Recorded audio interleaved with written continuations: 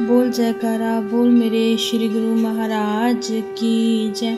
बोल श्री परमहंस दयाल जी महाराज की जय।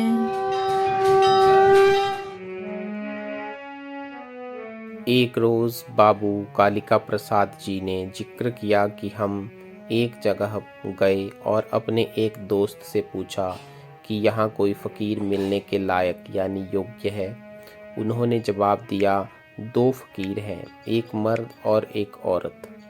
मर्द तो शहर से बाहर रहते हैं और मुसलमान हैं, मगर महावीर की उपासना करते हैं और एक मूर्ति हनुमान जी की रखी है।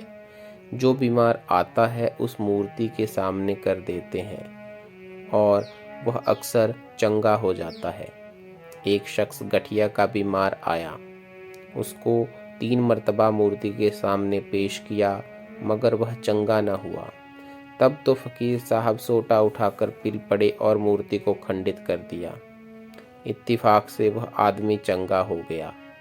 नज़र भेंट लेकर आया तो फकीर साहब ने कहा कि हमारा बाबा ने तुमको अच्छा कर दिया, मगर पिट कर और मार खाकर, इसलिए तुम इनकी मूर्ति को दुरुस्त करा दो और नया चोला चढ़ा दो।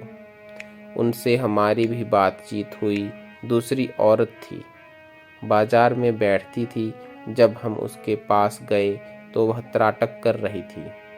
हम और हमारा दोस्त पास जाकर बैठ गए, मगर उसको खबर नहीं हुई। घंटे भर त्राटक करती रही।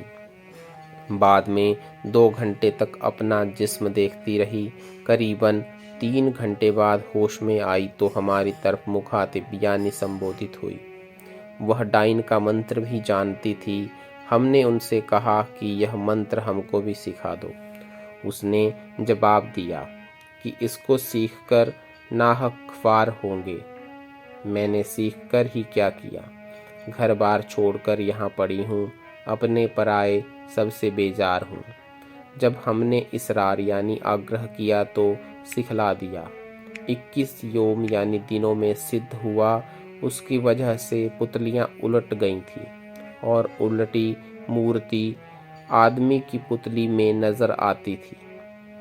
उन्होंने यह भी जिक्र किया कि हम एक हठ योगी साधु से भी मिले थे। वह उधर्वरेता क्रिया करते थे, जिसके असर से उनको यह बात हासिल हो गई थी कि लिंगेंद्रिय को ख्वाह यानी चाहे अंदर जिस्म के समेट लें, ख्वाह बढ़ाकर लंबा बना लें।